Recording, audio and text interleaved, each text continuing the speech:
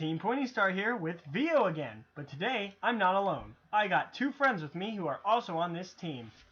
I'm Matt, and the deck I play mostly is Bujins. I'm KO, and the deck I play mostly is Harpies. And as I have not told you yet, I use Madolches most often, a deck that I've used pretty much since day one. Today we've decided to do a video based on the tier list. Some of the cards in this tier list are pretty much any deck that you can think of. We tried to put as many decks that we think are going to be able to compete this format, since a lot of decks are being looked at and tested. So, without further ado, we're going to jump right into it. The first deck on this list is Constellars, a deck that has some really good combos using cards like Pollux and Cause to summon cards like Pleiades. I'm bad with names. Well, in addition to that, the thing I know most about Constellars is that you get out Pollux, you get out Chaos, but mainly you just have to get Chaos out somehow so you can get options to rank 5. I think that's another really good thing about the deck, that a lot of the decks on here either like have one or no exceed options, but Constellars have the option to go to rank 4 and 5, and sometimes if you play enough at the level 3s, you have options to go to rank 3s too, so got a bunch of diverse ranks on here, so it's really good because a lot of the rank 5s are pretty good, and Constellar M7 is great. Yeah, all of their XCs are really well-rounded utility XCs that have a very wide range of effects, from compulsing anything on the field to increasing attack or making it so your monsters aren't affected by spells and traps. They're a really solid lineup. With cards and combos that they can use using strange cards such as the Kaiser Coliseum everyone's testing with, and Pollux being able to bounce your cards and then set 4 with their, or Pleiades being able to bounce your card and set 4 to protect it, you have a lot of trouble getting around this deck. The next deck on our list will be Madolches, a deck that, as I said, I've been using forever, and I know almost everything about it, including this new card coming out called Madolche and Jelly. Madolche and Jelly has this amazing effect for the deck that fills in the one hole they had. Madolches go back to the deck after they're destroyed by anything, anywhere, such as your hand or on the field, and they decided that the card the deck needed was a way to put a monster in the grave really easily. So, they added in Jelly. Tribute this monster to special summon from your deck one Madolche monster. Food Cake, another good card for the deck. Yeah, the Madolches that I've seen are like Food Cake and Magdalene and Messengelato and now Angeli, and they're all good, and the Mufil too.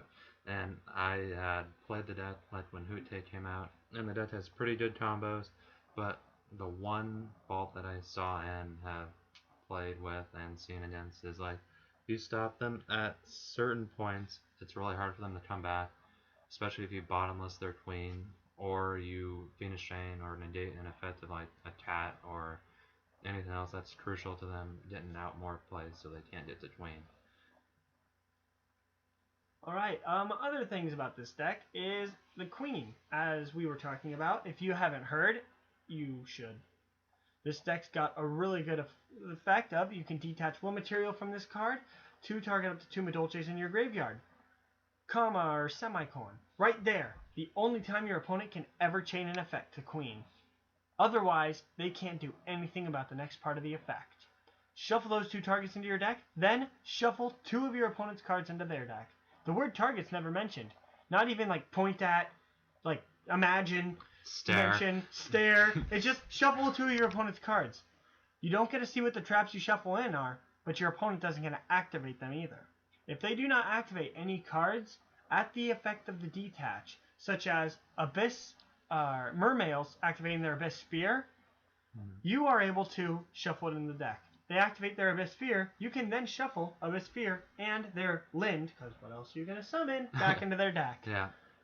Madolches, they also have the 2 good spell cards, including their Chateau and Ticket, and those 2 in combination with Queen just net you massive advantage, and some people think it's dumb, but that's how the deck has been since those cards have come out, so That's just just been got really low. good. Really and, fast now. Yeah, really fast, really consistent, and it's really hard to beat unless you have certain stops. Stop them and you lose. The next deck on our list will be Bujin. Bujins have some interesting combos, some really good monsters, and really good ways to protect those monsters. I've been interested in the deck since I had seen them revealed before the set Judgment of the Light came out, and once it did, we went to Sneak Peek, I was able to get some cards for them. I don't know if I was able to do Yamato during that time, but I was able to pick up 3. I really liked how the deck played, and it just seemed to fit my playstyle, because I like to have some type of control in the game, basically, and I was excited to see more support in Shadow Specters, and now in Legacy of the Valiant coming out soon. So I like how the deck plays. It has really good combos. You can set up your graveyard to make sure your opponent can't hurt Yamato at all, which is basically what I think the deck should do. You have Kaiser Coliseum now that I figured out as a good card, and you have plenty of back row to help Yamato not die, basically. And the deck doesn't have to be limited to just protecting Yamato either. The deck has 2, I believe, really good XCs at this right point. now. And Susanoo just acts as a bigger, stronger Yamato, basically. You can attack all your opponent's monsters too, which is great. Yep. And just, if you did not know, the deck kind of revolves around this. Adding cards to your hand, sending the cards from your hand to the grave, and banishing the cards in your grave off the field. Such allowing a card called the Bujin, I believe we just call it Turtle. I don't know if it's the exact name.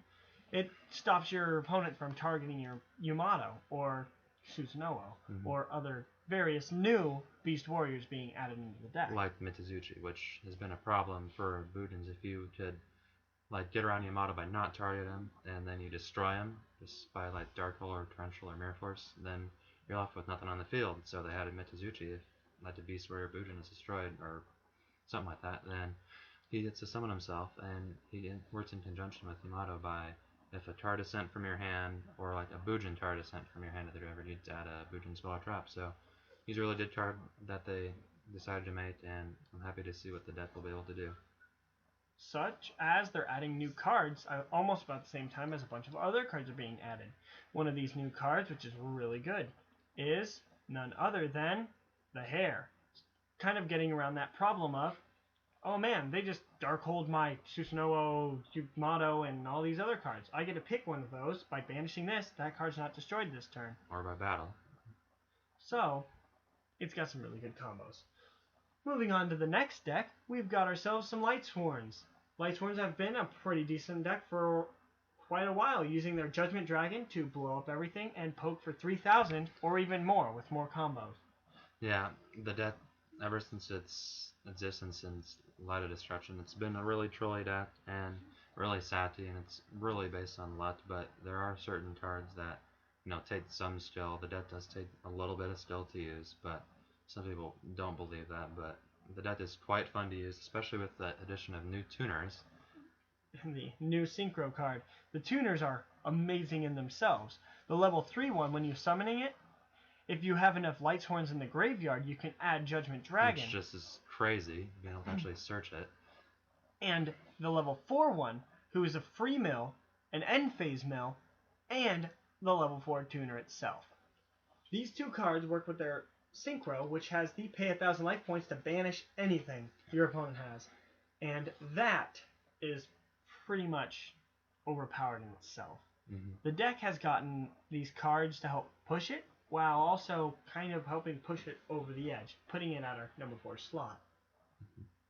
There are some ways to get around the deck, such as Light Imprisoning Mirrors, and just kind of plain old negating your opponent's effects, such as just a simple Veiler, stopping them from milling, because if you can keep them from getting cards in their grave, they kind of have few issues. Or just by banishing the cards, like with Macro or D-Fissure, but unfortunately those cards are limited, so you're probably just supposed to use Light Imprisoning Mirror. That's a really good card to stop them.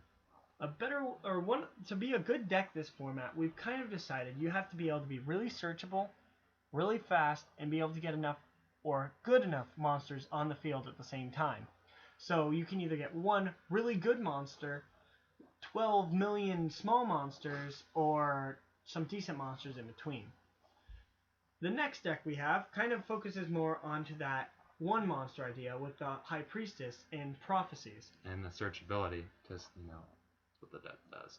The deck is pretty much one searcher. You have a spell to search another spell, to search the monster, to search the other spell, to search the big monster. Gain it, and then, get it back, and then boost up a monster, then get it back on the banished pile, and then, Spellbook of Fate. Spellbook of Fate, the card that got limited. I don't like Fate. It banishes stuff. Without targeting. The effect of Fate is similar to that of Queen because it does not target, it gets around lots of effects, and banishing a card that's important is very bad. Because it has 2 other effects too, besides just banishing any it does card. have other effects. But those can be important too, but the one people really don't like is banishing any card. And then, if they use up their Fate, guess what? They get to use it again because of their field spell. Yay! And similar or other effects of this Fate include just being able to be sort of like a miniature Trunade, being able to put a card on your opponent's side of the field to their hand, or change an opponent's monster to face down defense position. Moon, so it's like a mini compulse for spells and traps, Book of Moon, and Kaya's, like it's all in one. It's great. And the ability to be able to use it once and again and again and again. But we are talking really, really, really positively about this. Sometimes your opponent is left with no choice but to search it at the wrong times. Such when I was facing it the other day, the opponent was doing all their spellbooky stuff, searching, and they got their monster out, correct? But at the end phase of the turn is when they added their Fate to their hand. And since they only have one, and you know that, they don't have the Fate on the field, allowing me to go for OTK with the deck that I was using at the time without any problem or any fears. The deck can take in traps and some other spells, but the deck is meant to be fast, and you really only want the cards you need in there. Mm-hmm. The deck is also higher on this list because it's gotten a bit cheaper because of the reprinting of Spell to the Master and the upcoming reprint of Priestess, which is really good for players that want to play the deck. It is a bit more fair now that Fate is limited and that Spell to Judgment is gone, because during that format where Spell to Judgment was at 3 was just the dumbest thing ever, and I'm glad it's gone. It should have been made, but that's all in the past now. Spellbooks right now, pretty good deck, just that they can be stopped with any cards that like negating spells, because Or that's pretty fragrance. much the whole deck. Yeah, anti-spell fragrance. Gotta set everything. Can't do anything that turn. You can't search cards that you can't continue searching if you have to put them face down, correct? Yeah. The next deck on our list will be Mermail, a deck that has been spamming monsters like there's no tomorrow. Since 1992. I don't think the game was around then. Actually, just since last year, but This deck has kind of been overshadowed because there are some really dumb 4 cards that kind of released and took over the format for the last year. But let's not talk about them and we'll move on. There are some other cards in this deck that kind of help them really well with their Abyss Spike, being able to pop cards and such, he's the discard out. Yeah, and other cards that really helped, along with their Megalo, the kind of boss monster of this deck. There are reasons that a deck can be considered good, and the fact that this deck can kind of summon big monster while summoning lots of small monsters is a really positive thing. Yeah, I've noticed that the deck has so many options it can go into. When Deep Sea Diva wasn't limited, they could Synchro like crazy, or whenever they had Diva, they can go into rank 7s, they can go into rank 4s with Bahamut Shard, and Bahamut Shard support is coming out soon, or like any water XYZ, so the deck will probably do better. And then when Title came out, it did help the deck out more. And then Aqua Spirit is what people have been playing now, so it has a bunch of rank 4, rank 7, and center options, and the recovery aspect of the deck is pretty good as well. Just set a sphere and you're pretty well covered. And Abyss Megalo is great, Abyss TS, and even Abyss Elite. All of the big guys are pretty awesome. So that pretty much sums up Mermail. We'll move on to the next deck that Kale's really familiar with. He's kind of had his eye on this deck for certain reasons for quite a while. The deck is Harpies. Yeah, so Harpies are mostly a archetype made up of level 4 winged beast monsters. The addition of Harpy Channeler in War of the Tachyon Galaxy allowed the deck to skyrocket to new heights now. Not only are they able to go into rank 4s easily, Channeler has the ability to bring out any Harpy monster, including Harpy's pet dragon. And when a dragon is out in the field, she turns into a level 7 monster, allowing possibilities of rank 7s. And we know how annoying rank 7s were, thanks to dragons. We'll talk about those later. But the deck had some really good cards. My personal favorite XCs was the Lightning Chidori. That card has such an amazing effect, that being similar to Queen, but not exactly. Being able to pop a card when it's summoned that's face down, and being able to then pop a face up card. Meaning you get 2 free cards back to the deck while being able to control what your opponent draws, because one card goes to the bottom while the one that was face up goes on top. You can take that opponent's dead face up like field spell or something and make them top deck it next turn when it might not be that helpful. Or you got them down to one little monster and you can put that monster back on top of their deck, or a bigger monster that's hard to summon.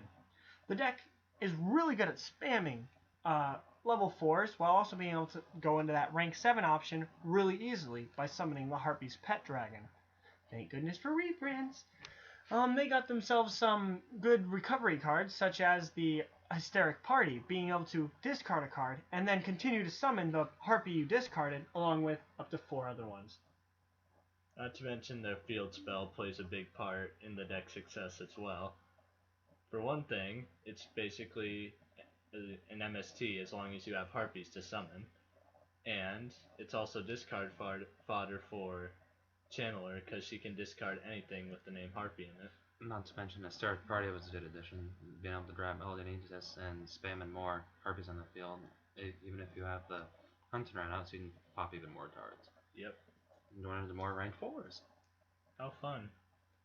Yep, the next deck on the list will be Fire King deck, which Kale also has a lot of experience in. This deck has some simple plays that it knows, such as being able to just summon a big guy and then have him die when he comes back and he blows up everything. This card's name is the Fire King High Avatar Ghostricks. The way you summon him usually is by use of Onslaught of the Fire Kings, which basically gives you a Cyber Dragon effect to bring out any fire, beast warrior, winged beast monster from your deck, and then they get destroyed at the end of the turn. Luckily, many of the Fire Kings thrive when they get destroyed, because they get to search stuff, they get to destroy stuff, they get to destroy other Fire Kings so that they get their effects. Another reason I think the deck is higher up here is because they have other great cards like Rekindling, Circle the Firekins, and just because the fact that there's a lot of cards out there that players use that destroy cards, Mirror Force, Torrential, Dark Wall, you really have to side them out against this deck because they will help you nothing, like at all. It'll only help the opponent, and so you really want to have cards that remove them from play. If you remove the Dragunities, it can really help with your chance against it. Otherwise, it's just going to keep looping you and destroying all your cards, and you're going to have not a fun time. I was playing the deck against the deck the other day, and I was doing rather fine. I summoned a couple XCs, and I got a little bit of damage off. But the Fire King High Avatar has this amazing effect. When it is destroyed, when it's destroyed by a card effect, it can special summon itself, and then blow up all the cards on the field. Except itself. Yep. During the next standby phase. So, my field was there. My opponent chained their circle to special summon their Ghostricks, and it died and came back in the standby phase, wiping everything clean. 27 is not a number to laugh at. And when you combine that attack power with the power of Circle, you can continuously get off that attack power straight at your opponent. It's a pretty devastating deck to face. The next deck on the list is Fire Fist. This deck has some really good staples, such as Bear and Tenki being able to search each other, and Tenki being able to search other cards in the deck. The deck works really simple. It's kind of like summon a monster, summon another monster, get yourself one of the 2 XCs built in the deck.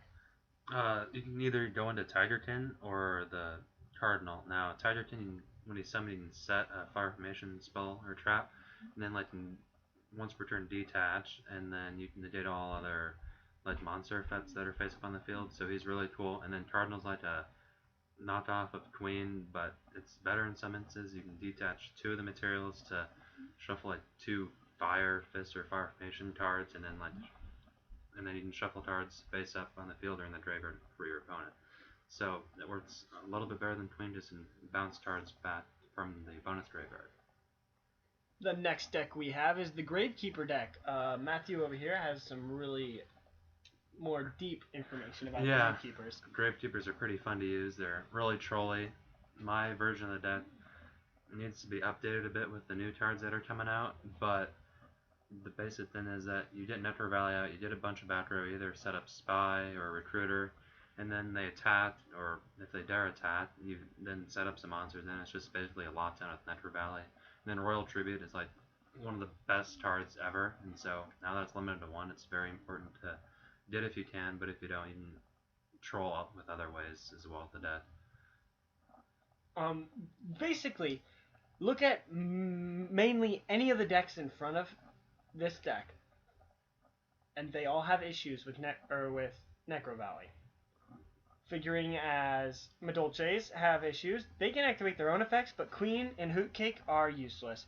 Bujins, they can activate by banishing themselves since they're lucky, but card effects such as the Prophecies trying to use their cards that they banish from the grave for more effects, or Mermails trying to mess around with cards in the graveyard to get other card effects, or even Harpies trying to use their Hysteric Parties. It is very difficult for decks to try and play out of the Necro Valley. That was our top 10. We're going to move on to other decks that are in the format that we believe are going to do really well. The 11th place deck is Infernities, a very highly explosive deck, assuming they don't have cards in their hand, which frankly you can't always do. Yeah, Infernities are really good. Archfiend and Necromancer are obviously the 2 cards that are really good in the deck. And Infernity Barrier and the other Infernity Break, I think, those cards just help stop whatever your opponents going to do.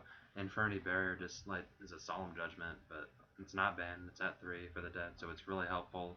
If ever your opponent tries to get out of the plays. From what I understand, there are 2 routes you can go with this deck usually. There's the Synchro build and the Xyz build. Both I've heard are really good. I've seen more of the Xyz build recently though, so that seems to be the more popular choice at the moment. Yeah, the Ball Chain, just dump some more guys in, get Stygian Street Patrol to special summon Infernity Archfiend, and then you just go off from there. And then if you ever top deck an Archfiend, you're in a really good place. Mm-hmm. Another deck we put in here was Geargia along with a Machina sort of Karakuri deck format thing. Any of the combinations work, any machine deck, but mainly Geargia. They have some really good cards out right now, in which they can use 1 card to summon the Armor to add the Accelerator to summon itself, to Xyz into the Geargia Giant to bring out more Geargias, to bring out more Geargia Giant X. The deck's kind of repetitive in that aspect, but the fact that they can keep summoning these level 4s allows them to make out some pretty good rank 4s in no time at all. Yeah, I just know that the deck is getting some more cards / the Dragons got hurt a lot, so the deck is seeing a lot more play. Even though it is kind of slow with having to set armor, but him having 1900 defense and being able to set himself for a turn is really good. Speaking of dragons, the next 3 decks are all dragon variants. The first one being Lonefire Plants with a sort of dragon engine in it.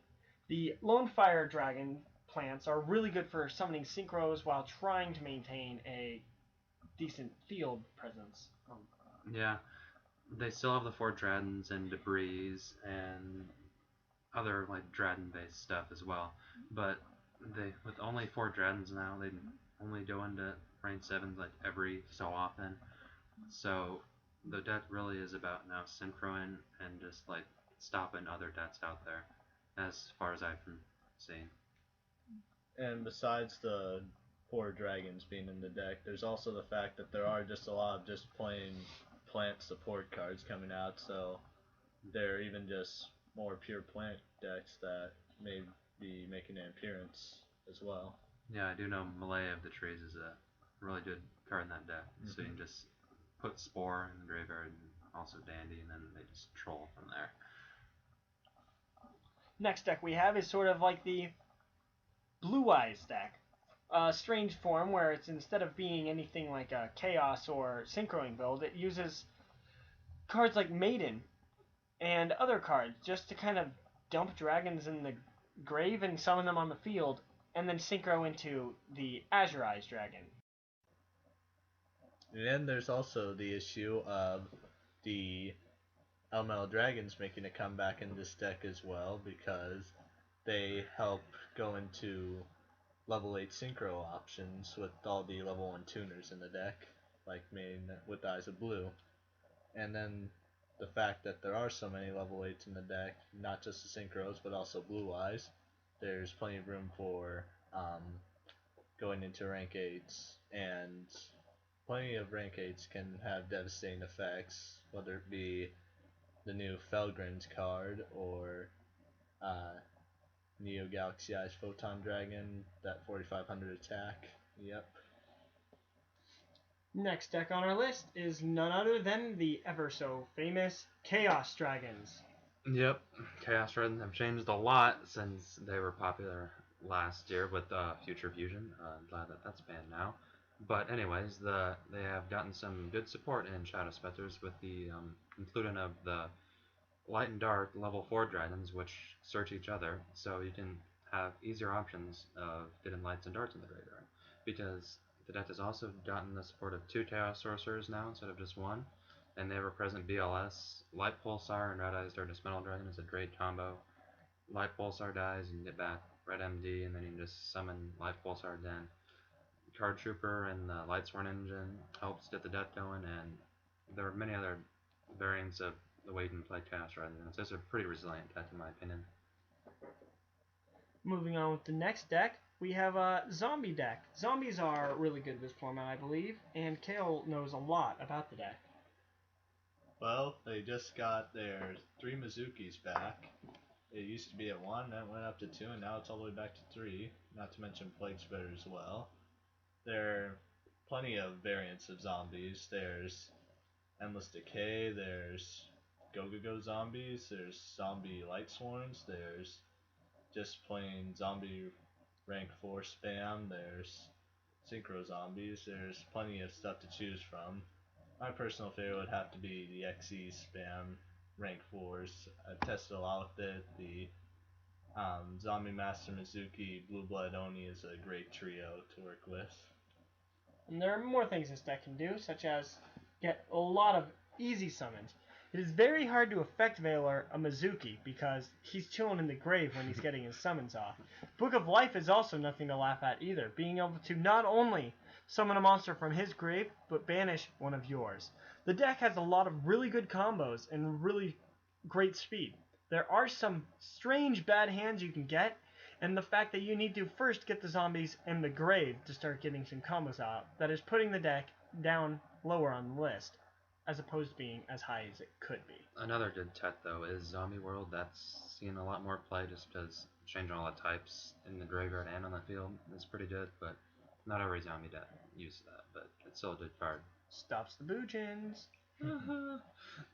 Next deck on the list is the Ghostricks deck, a deck that I've been using for quite a bit. I really like how Ghostricks are working, and I really like how the deck has been messing around.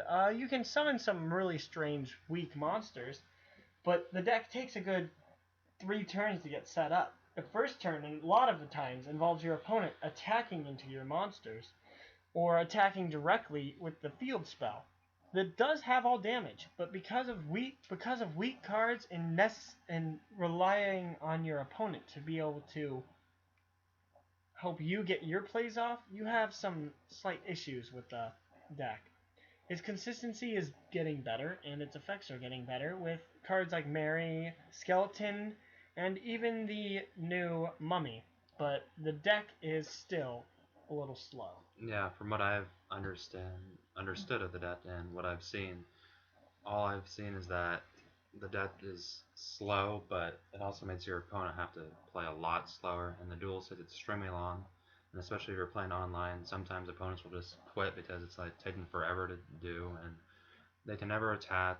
The monsters always flip face down, and they can get destroyed. And then Ghostricks usually just they don't do a lot, but they just make your opponent pretty mad that they can't play their deck.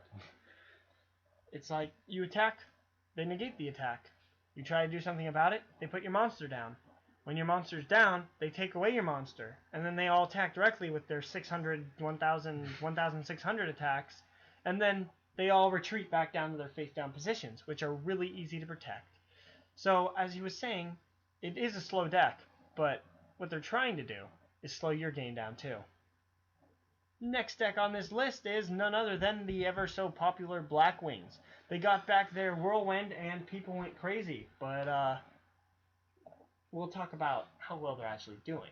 Yeah, with the third Black Whirlwind, the deck saw a lot of popularity in the past couple formats, and the deck actually managed to top a few regionals, and I'm not sure about a YCS, but I know it's doing pretty well. I'm not certain of how it'll do this format, but it did okay last format, even though Dragunity were dominating, and hopefully with them pretty much out of the picture, you can see Blackwings come back. They have a lot of good setup, and they can protect their monsters, and Black Whirlwind's a pretty amazing card. Along with Icarus Attack. Get rid of one of theirs to get rid of two of yours, but the deck does have some issues where you can get strange hands or get some strange combos. Black Whirlwind allows for their searching, and a lot of their monsters are able to special summon themselves from their hand as long as you have another Blackwing out. Shura just special summons from the deck. Bora and Gale can special summon themselves if you have a Blackwing out, and that allows you to go into plenty of Xyz and Synchros.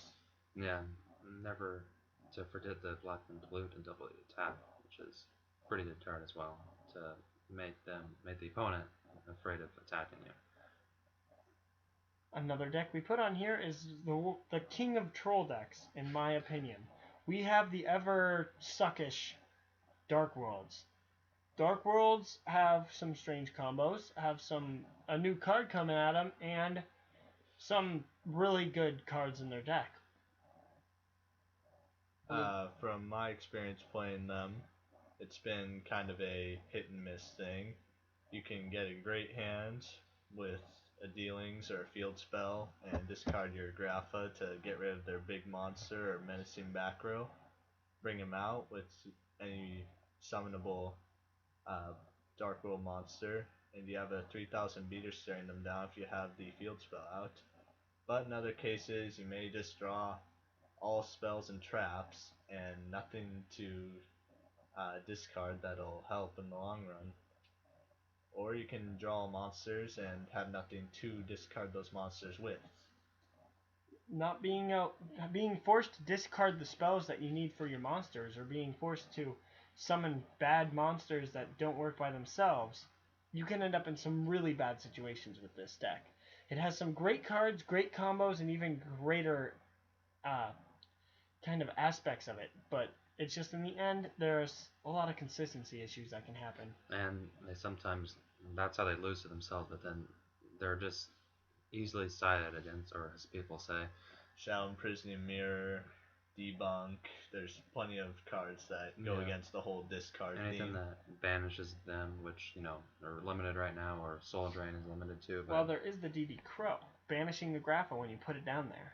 Yeah, there's just a lot of ways to stop the deck, but if they can't, they troll game one. Yeah, they're pretty explosive if they get their stuff.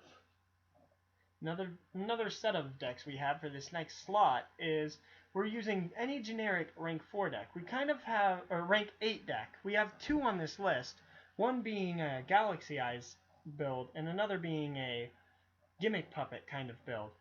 I've seen a lot of Galaxy out there with being able to summon their Galaxy Dragon that has not only amazing effects, being able to special summon him by tributing two monsters, or even tokens with some of their cards, with 2000 or more attack, they're able to special summon this monster, not normal summon. Also, he's able to when he attacks, bounce himself and hopefully your opponent's XYZ while gaining some sort of bonuses at the same time. The combos with this deck is summon a monster, summon another monster, Xyz into their big XYZ, and then, or other ones, and then just kind of do big punches at your opponent while doing great. The other build is Gimmick puppets, which are also able to special summon themselves pretty easily considering their rank 8s. They need some way to get themselves out rather than tributing 2 monsters. And when they do get themselves out, they can turn into some pretty nasty Xyz, such as the ones that I talked about earlier with the Blue Eyes deck, like Felgrind and Neo Galaxy. And then there's also the Gimmick Puppet Xyz themselves, which do pretty big hits towards your monsters. and also provide win conditions, which are very hard to find these days with your one stinking final countdown and such. But yeah, another deck we put on this list. We put the Battlin Boxer deck, a fun deck for the people playing it with some pretty good combos, pretty good monsters, and strange ways that it works. So the deck basically works by you go first and summon Headgear, then you dump Last Straw, and then, next turn you may summon something else and get back Last Straw. Is it like Switch Hitter or something like that? Or, I'm not sure. And You then make your boss monster. That Lead Yoke is pretty much the best card in the deck. Even though it's not in the deck, it's just the best card that the archetype has, in my opinion. It's highly resilient to destruction and can get up to 3,800 attack because of its resilience. this monster has, this deck has some strange aspect about it, being almost the whole deck comes in common and rare, making it a really cheap deck to play. And with the results that we've been seeing with a friend of ours that is on the team that uses the deck and always is trying to find better ways to use it, and just from seeing it at tournaments, this deck is a cheap way to get some pretty good wins in. The deck has some issues where you might get some strange hands, but being able to summon Lead Yoke so easily and protect him with himself is really nice. Yeah, they can use a bunch of back row, even maybe Safe Zone, then Kaiser Coliseum, because you usually only have Lead Yoke out, or from what I've seen. Then protect him with other trap cards. It just becomes annoying really fast. And if you don't have an answer to it, like something that doesn't target or destroy, like Madolche Queen, then you're in a pretty bad position because he'll just keep getting more and more attack. Bigger until he can just start destroying you. Yeah, and 38 is hard to get around. Yeah, the deck does its thing well, and it will hopefully make a pretty good impact on the meta of this format. A deck that we don't think will be making a big impact on the meta. This is Evilswarms, a deck that once had their time to shine, and then E-Dragons came out, and they had some fun with. They were able to stop their E-Dragon from summoning and then protect it with some of their infestation cards. But the problem is, people don't use E-Dragons much anymore.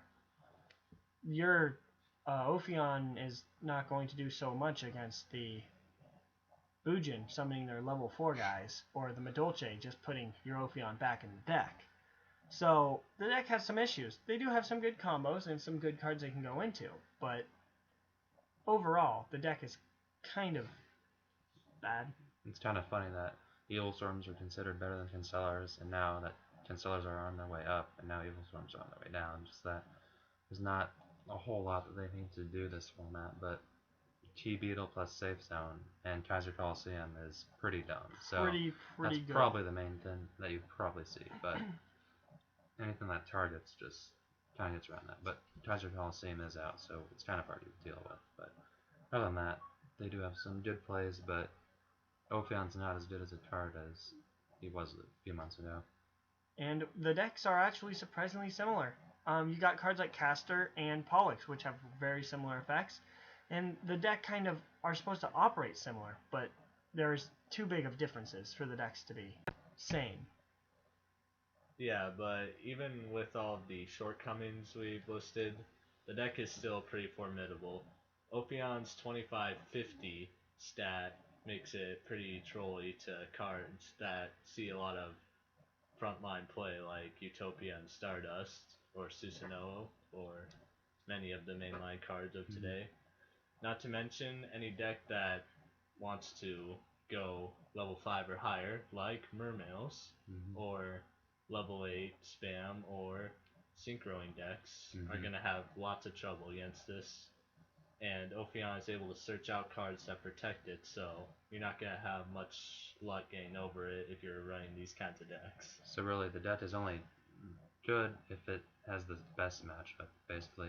If you don't special summon or not have too much problem with them, then it shouldn't be too much of a problem. But if you synchro or special summon a lot that are high levels, then you're going to have problems really fast. So hopefully you'll have side deck options for that, but otherwise the deck is pretty good, even though it is kind of low on our list.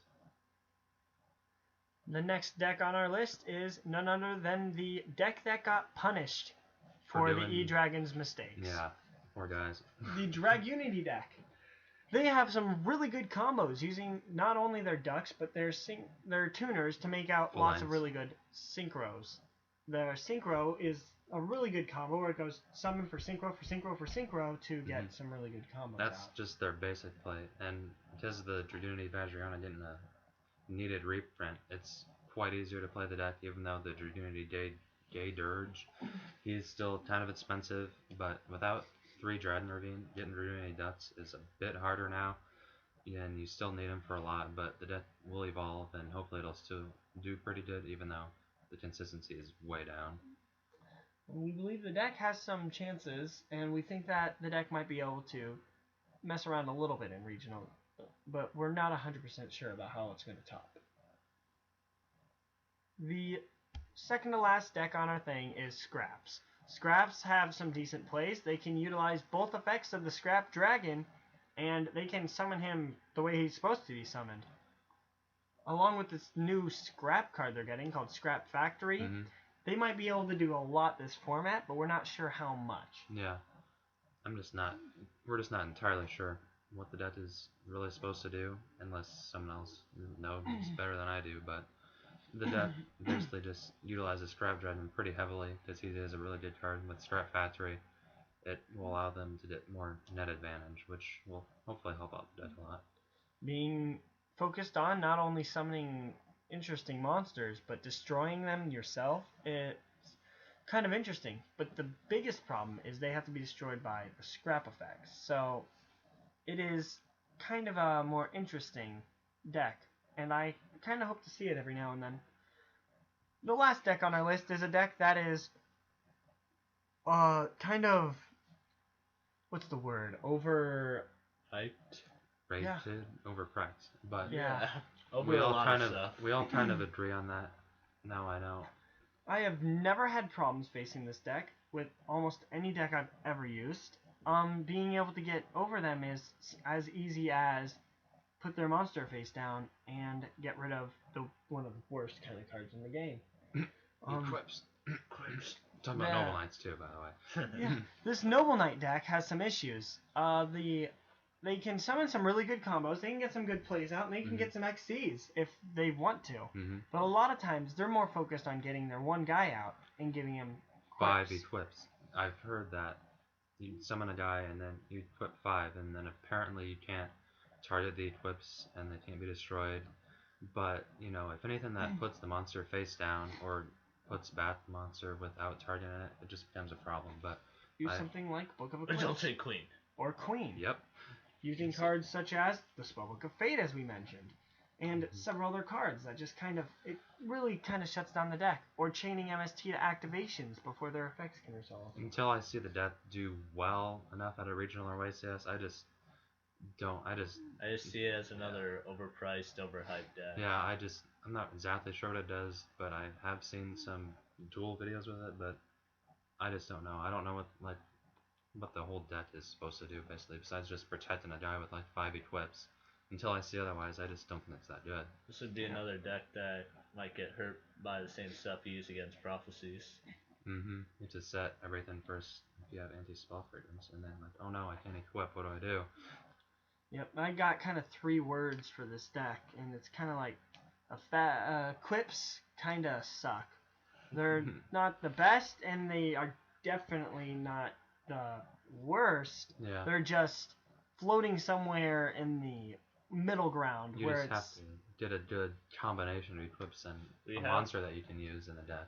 There Sorry. have been decks that work with equips like Injectors and Dragunities, so maybe it's got some potential. We'll see. The video that we just made has hopefully been very helpful to you. We hope that you enjoyed it, and maybe you can give us more ideas on how we can improve upon this in the future.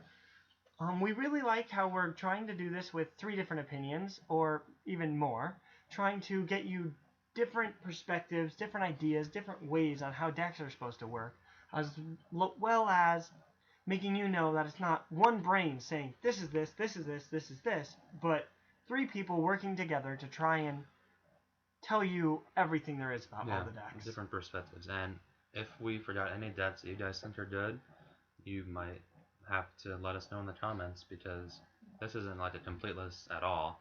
Yeah. But, you know, there are a lot of other good decks like Windups, Inceptors, Agents. Samurais. Cloudians. Samurai. What was that?